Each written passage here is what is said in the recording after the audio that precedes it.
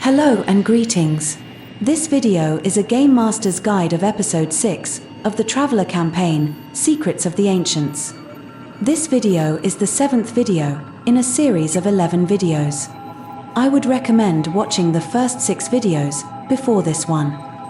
Welcome to the RPGmodsFan spaceship. I am Peaches, and I will be your guide through the 6th episode/adventure of the Traveler, Secrets of the Ancients campaign. As a reminder, in the Traveler RPG system, the Game Master is called the referee. However, I will refer to them as the Game Master or as the GM instead. Minor spoiler warning. The 6th episode of the Secrets of the Ancients serves as an exposition dump where the travelers learn some of the history of the Ancients. In this episode, the players will play pre-generated player characters during key events of the Ancients' history. As a Game Master, I would tell your players that this episode serves as an exposition dump and that they will be playing pre-generated characters. I would then ask them if they are all right with this.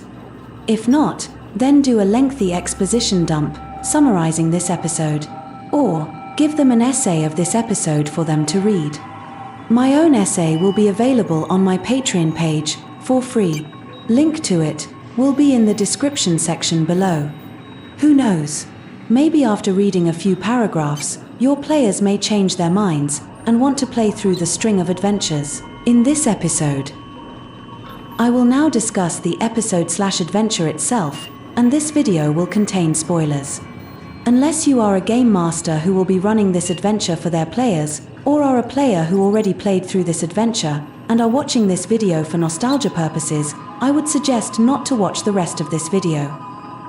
Previously on Secrets of the Ancients. The travelers traveled to a pocket universe created by Grandfather, which he used to house his various experiments. They explored this strange dimension and eventually found their way to a space station that was still under construction by Grandfather's robots. There, they were brought before Grandfather himself. The 6th adventure/episode of the Secrets of the Ancients campaign is titled Secret of the Ancients. The adventure's synopsis would be as follows. Grandfather telepathically imparts memories onto the travelers and has them relive the Ancients' history. Basically, the travelers get telepathic history lessons from Grandfather. At the same time, he is telepathically scanning the travelers, and one of them becomes a backup memory copy of Grandfather. I would summarize the adventure as follows. Grandfather uses his psionic powers to project a series of memories into the travelers. They experience events of thousands of years ago, reliving them in the personas of former servants and agents of Grandfather.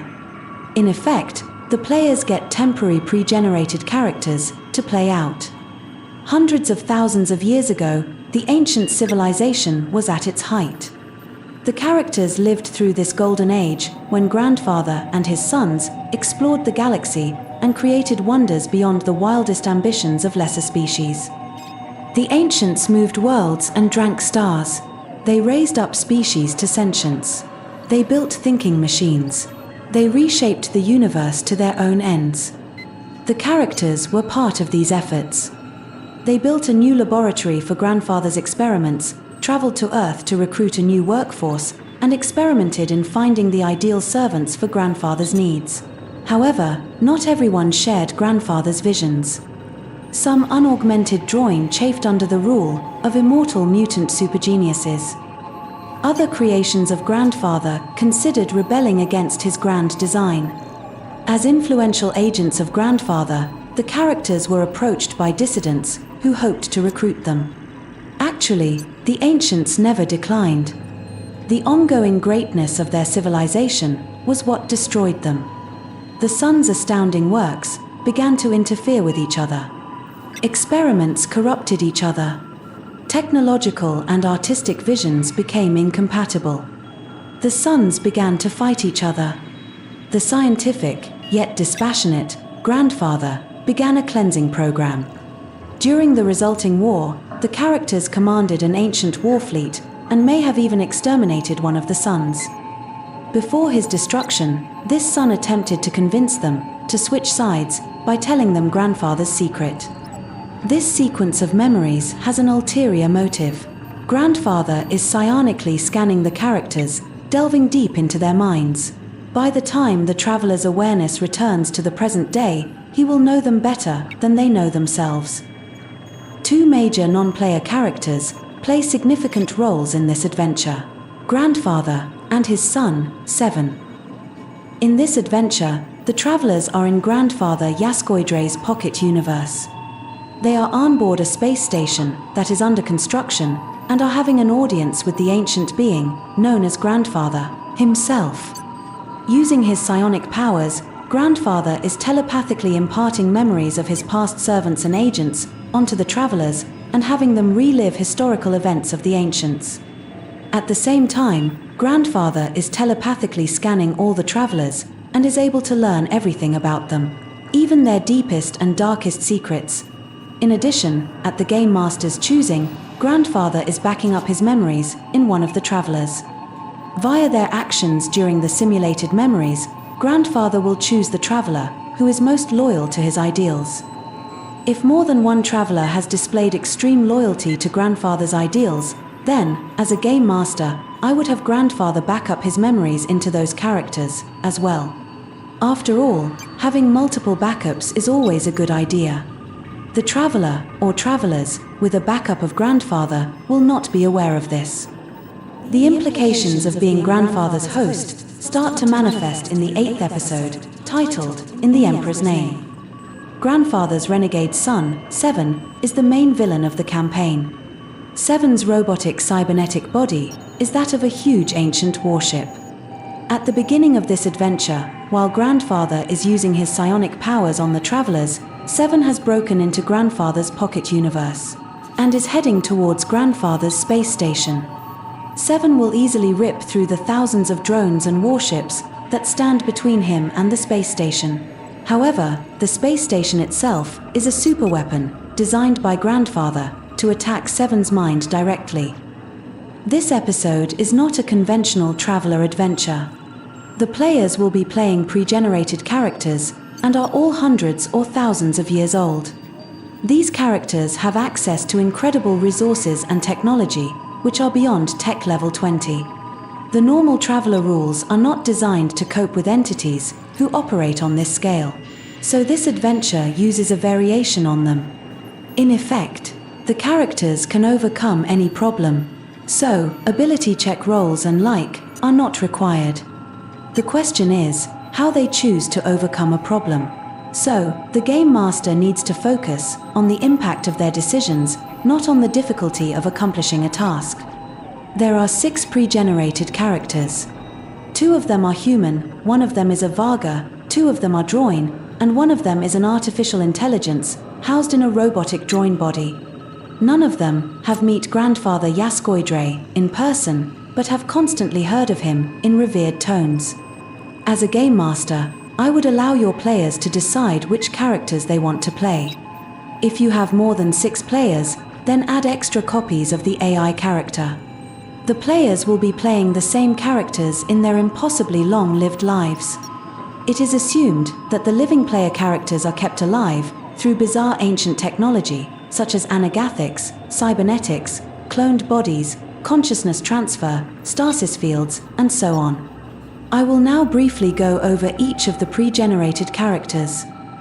Emiakoi is a human naval officer and is eager to prove the worth of humanity to the droid. Grandfather transplanted his ancestors to the droid homeworld centuries ago. Emiakoi's kinfolk remain there, sheltered and watched over by machines. Emiakoi was chosen by the droid elders to join their fleet as a human observer.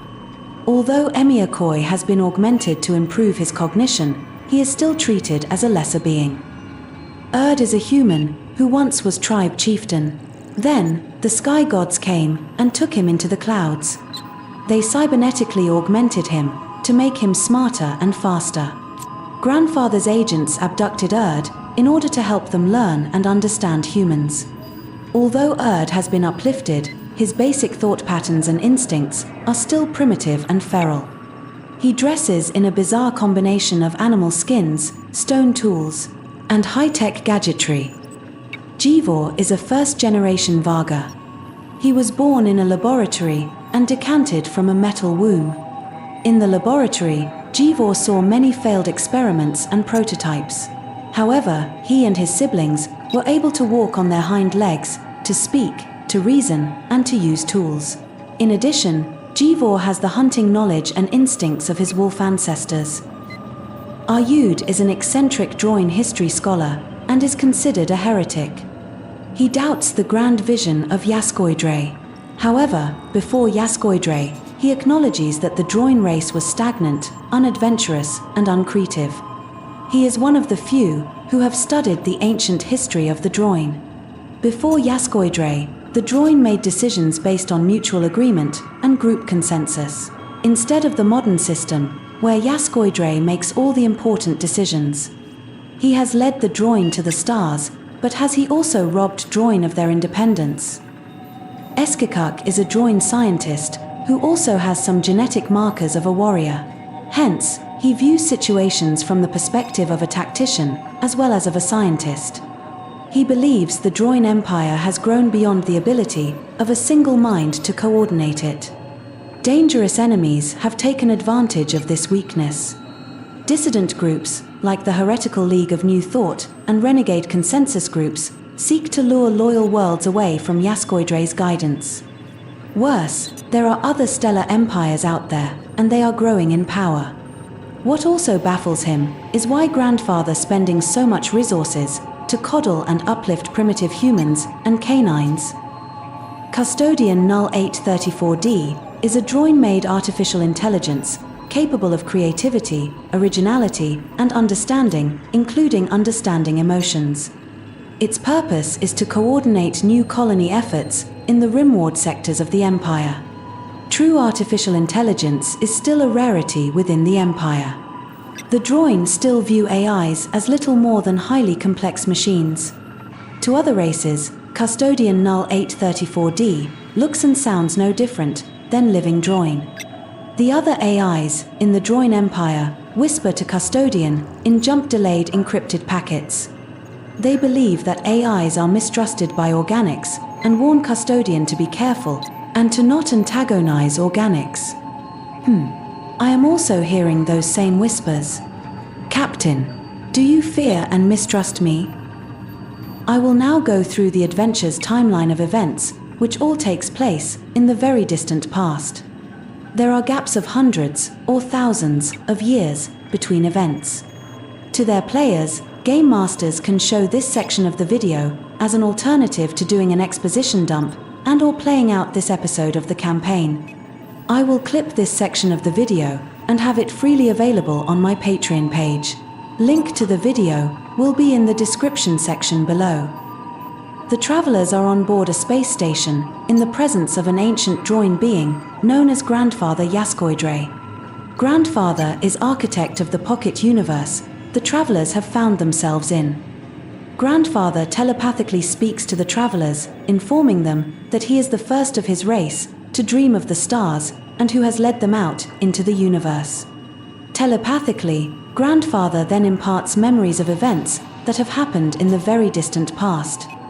Each traveler feels the events are real, have actually lived through them, and have been the characters whose memories have been imparted into them.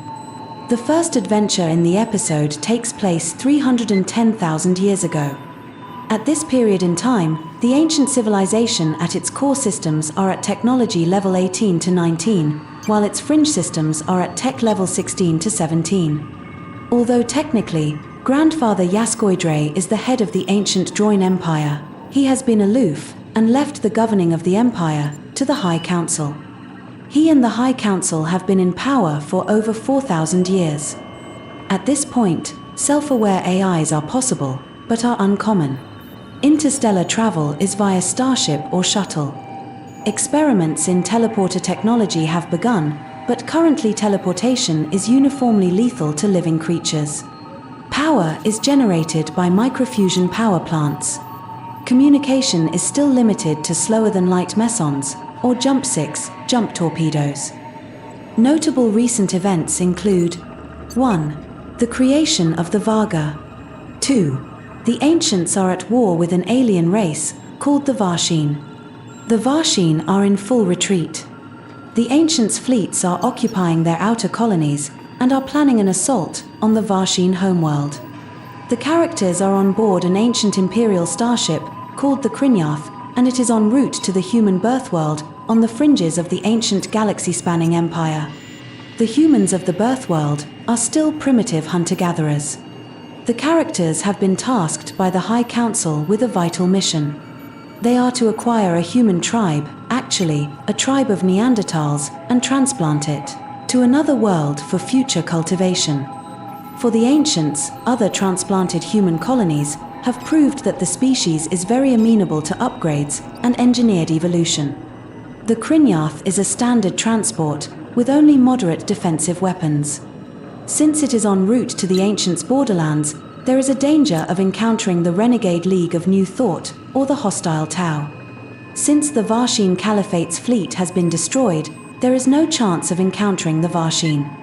At this point, the characters will need to decide whether they consume some of their resources to enhance the Krynyath's weapons and/or defenses, or to save their resources to better accomplish their task of transplanting a human tribe.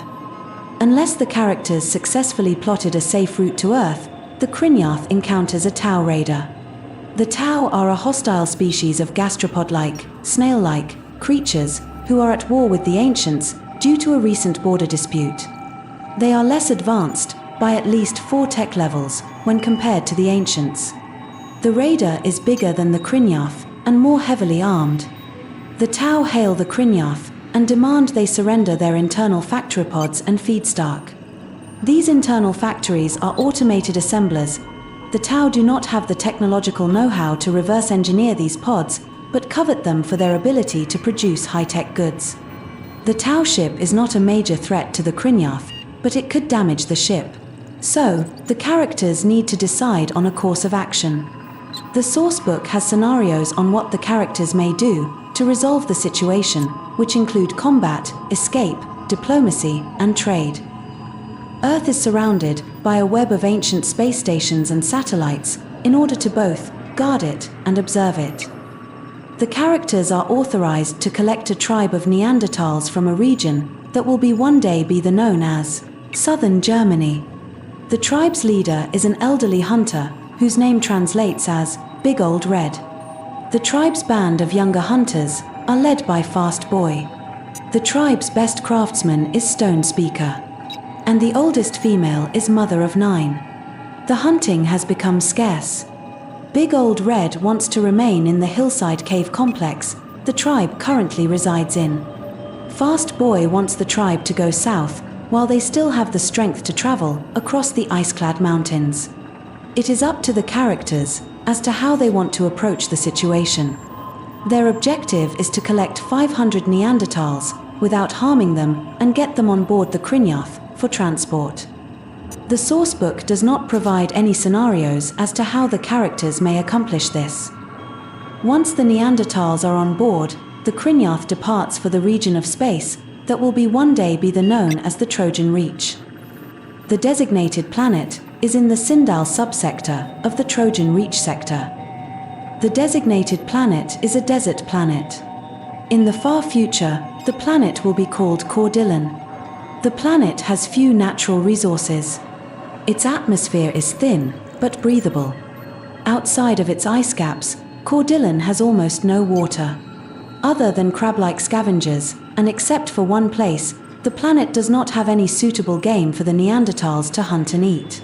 So, the challenge now, for the characters, is to get the Neanderthals to adapt and survive in their new environment.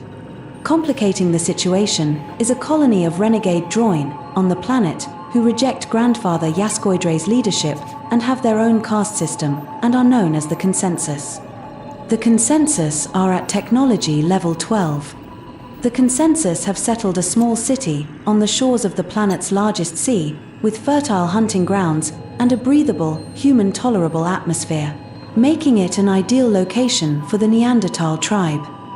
If the characters decide to settle Neanderthals within the Consensus's region, the campaign book provides the following scenarios. Do the characters ignore the Consensus? Do they negotiate with the Consensus? Do they wipe out the Consensus? Do they relocate the consensus? The consensus want to be left alone. There are other consensus groups spread out throughout the galaxy. So far, the ancient Droin Empire has avoided any confrontation with them. When negotiating with the consensus, their leader, SotA, will try to get one or more of the characters to reject Grandfather and join the consensus. SotA claims Grandfather is a myth and no longer exists. She claims the ancient Droin Empire no longer serves the best interests of the Droin, and that technology is robbing the Droin of their heritage and culture. She claims the leadership potential within individual Droins has been diminishing, except for those within consensus groups. The consensus can be negotiated to share the world with the Neanderthal experiment, but refuses to permit a permanent observation post in the system. The second adventure in the episode takes place 305,000 years ago, or 5,000 years after the events of the first adventure. At this period in time, the ancient civilization at its core systems have advanced its technologies and are at technology levels 19 to 21. Similarly, its fringe systems are at tech levels 18 to 19. At this point, there are a new breed of warships that have spine-mounted relativity beams that attack enemy ships in the past. Terraforming has advanced massively. Cordillon has been turned into something close to a garden world. Teleportation portals are not yet in common use, but every big ship and city has a few.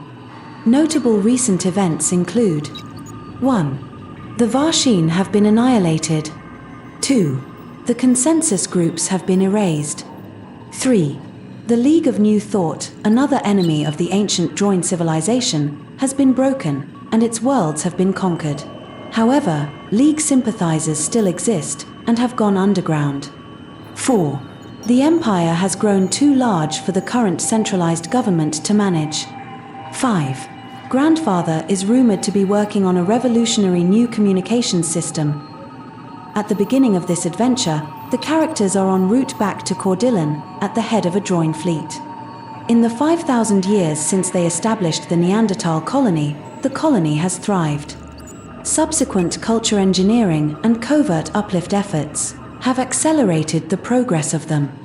They are now at a roughly medieval level of technology and have burgeoning psionic ability. The High Council has determined that it is time to move on to the next phase of this experiment. The character's mission is to engineer the Neanderthal culture to produce artists and sculptors. The characters are permitted to alter them on a social, psychological, or even genetic level to achieve this result. There are now over 5 million Neanderthals living on Cordillon. They are divided into several dozen petty queendoms and kingdoms. Approximately 5% of the population are psionic. Most scions are recruited into the Church of the Sky Gods, a cross-kingdom religious organization that worships folk memories of the characters. If the church telepaths read the characters' minds, the church telepaths, will learn of their true origins, which will then cause a schism in the church. There are a few notable countries. The Queendom of Jol is a merchant power located on the shores of the planet's largest sea. Their capital is on the site of the old consensus colony. Jol is, by far, the most cosmopolitan of the kingdoms and queendoms. However, their queen, Adja, is senile and easily confused. Her backstabbing advisors are likely to tear the country apart. The expansionist Perid is a loose coalition of hill tribes and mercenary bands, led by their psionic shield maiden, Larger. Larger despises the church and has banned the organization within her queendom. Other countries, including the conquered kingdoms within the queendom, view the Peridian culture as barbaric. Currently, the Perid queendom is preparing to invade the Dunsan kingdom. Dunsan is the oldest, largest, and best established kingdom on Cordillon. However, it is in decline, riddled with internal divisions, dissent, and economic problems. It is also the seat of the church. The isolated, powerful country of Thalio has a complex, ritualized culture centered around martial arts and poetry, and they have the highest proportion of scions. They are ruled by the Sacred Master, who always goes masked. The Sacred Master is actually a Droin, who is an inbred descendant of a Droin shuttle ship that crashed in Thalio centuries ago. The characters need to decide how they intend to convert the disparate warring queendoms and kingdoms into an artistic colony. The sourcebook does list a few scenarios, but none of them are detailed.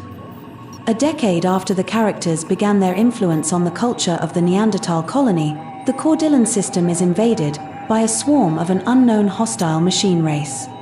By this time, most of the fleet the characters have arrived with have left, and the characters are left with mediocre defenses. The characters now need to decide, what do they do? The invaders are a hegemonizing swarm of self-replicating spacecraft and drones designed to wipe out spacefaring cultures that could be a threat to their now long-dead makers. The invaders have no name for themselves. Later, the ancient Droin Empire termed them as death machines. Negotiation is futile. The invaders do not respond to any communication signals. Any offensive attacks the characters send will be wiped out. If the characters had chosen to flee, then they can be part of a rescue mission later in the adventure. If they chose to stay, soon afterwards, they receive a message via a message courier pod from Yaskoidre.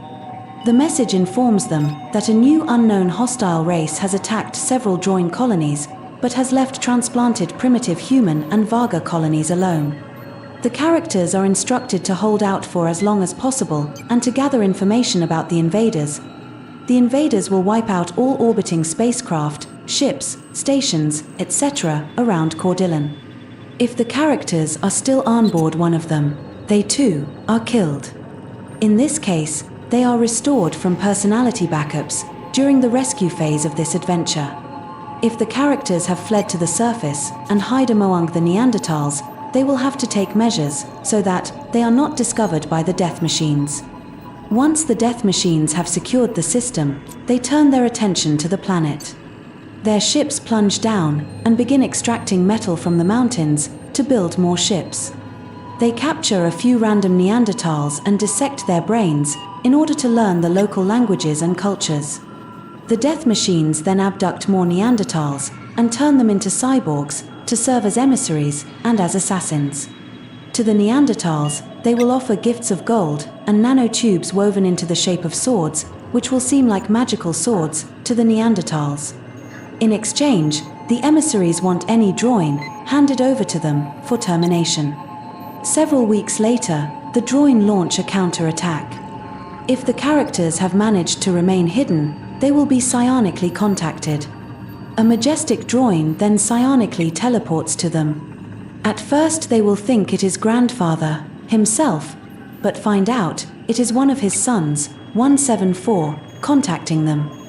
The characters are then teleported to a huge Droin warship. They then go through a debriefing. The characters are then each given command of a smaller warship, and the Battle of Cordillan begins. Regardless if the battle is won or lost, the war with the death machines continues for another 100 years, with the Droin winning in the end. The third adventure in the episode takes place 302,000 years ago, or 3,000 years after the invasion of the death machines. At this period in time, the ancient civilization at its core systems are at or above technology level 26, while its fringe systems are at tech level 23 to 24. At this level of technology, teleportation portals are ubiquitous.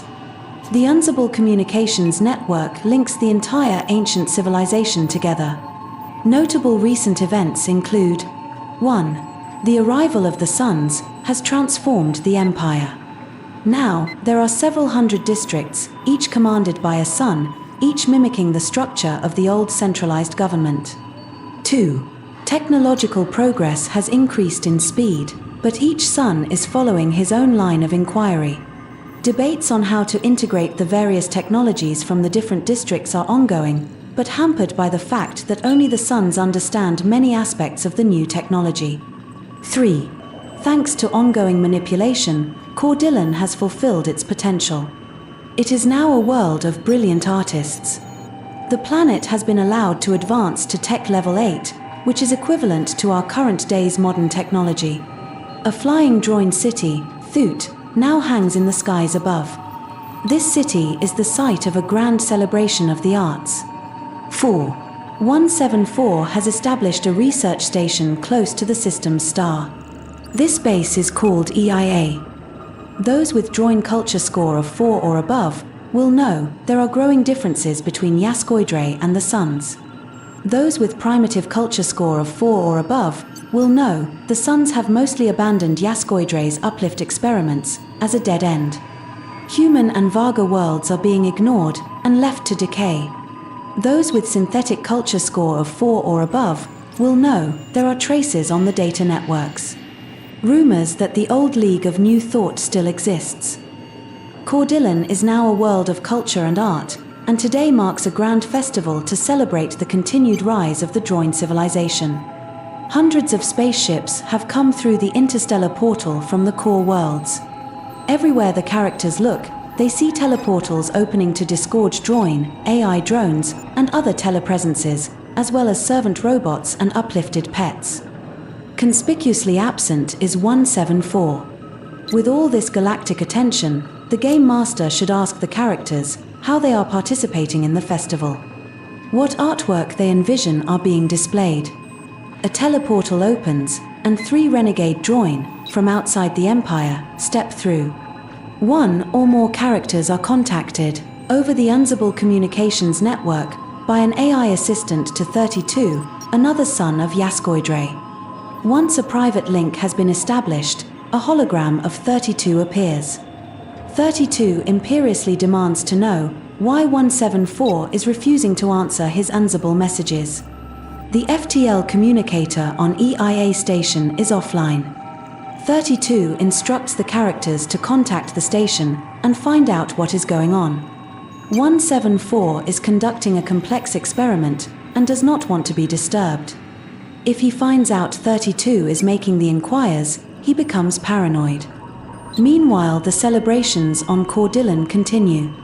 More teleportals are opening for more Droin guests to attend the celebrations. Then, all of a sudden, all teleportals slam shut, including the orbital interstellar gate, slicing a ship that was halfway through. The Unzible network has also been disrupted and is offline. 4 minutes later, everyone on the day side of the planet are hit with a lethal dose of gamma and X-ray radiation. The cause is an artificially induced solar flare from the sun. Droin who do not have backups, which is the majority of them, and the Neanderthal colony are doomed to die.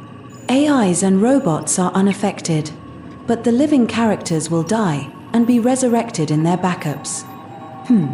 I guess AIs and robots of the future are hardened against intense electromagnetic pulses, such as those produced by solar flares. The character's next task is to preserve what remains of the colony on the planet's night side.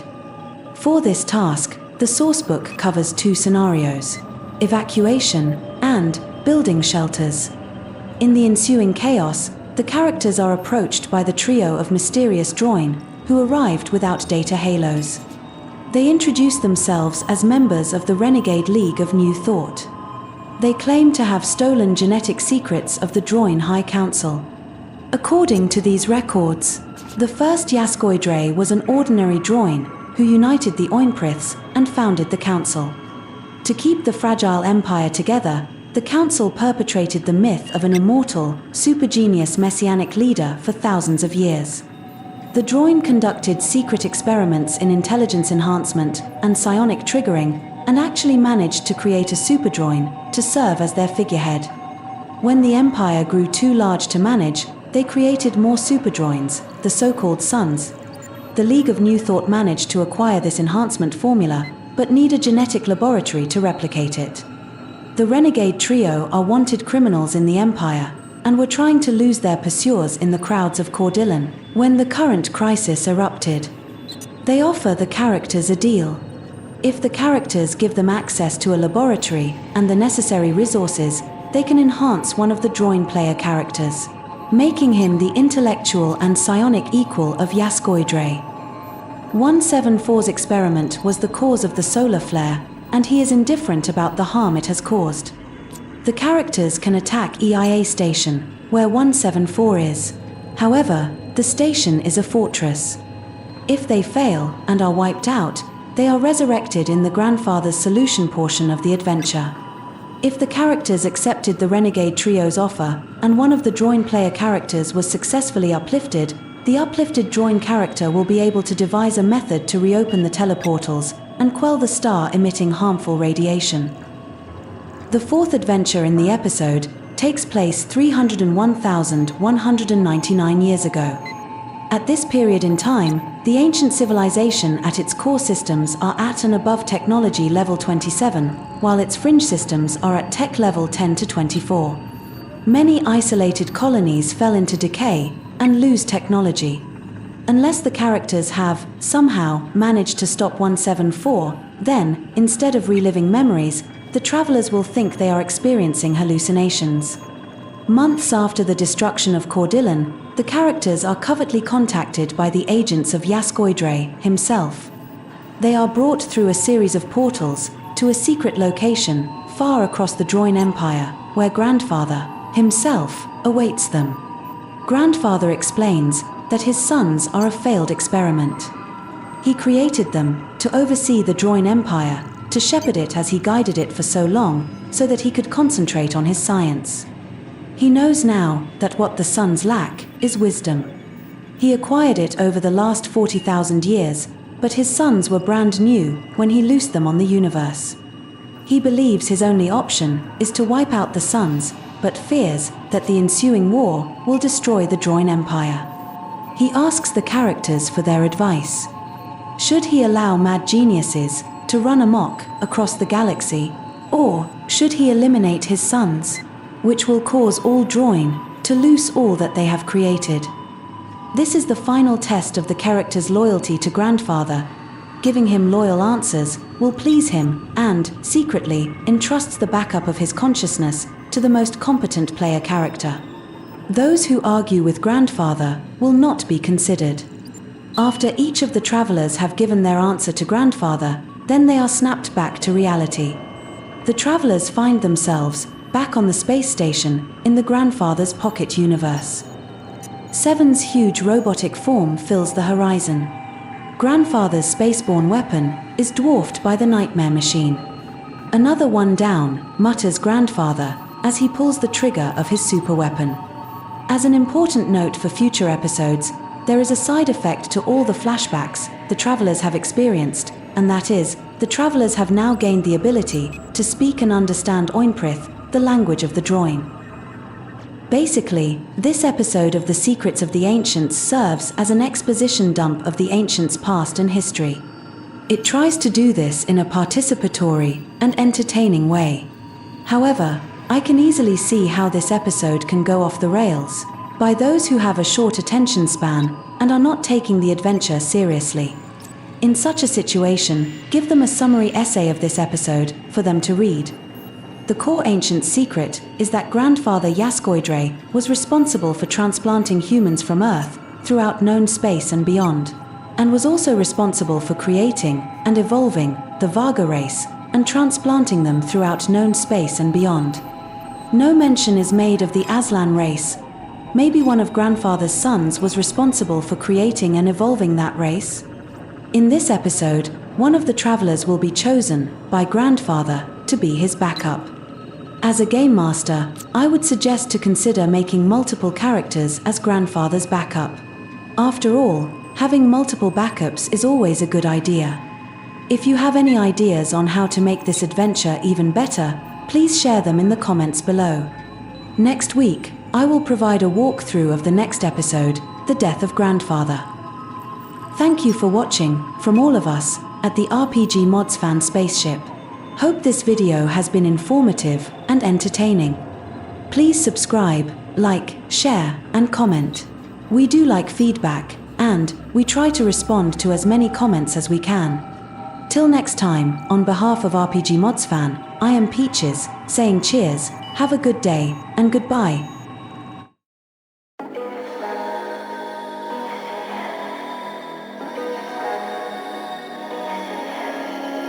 It's not easy, I must admit.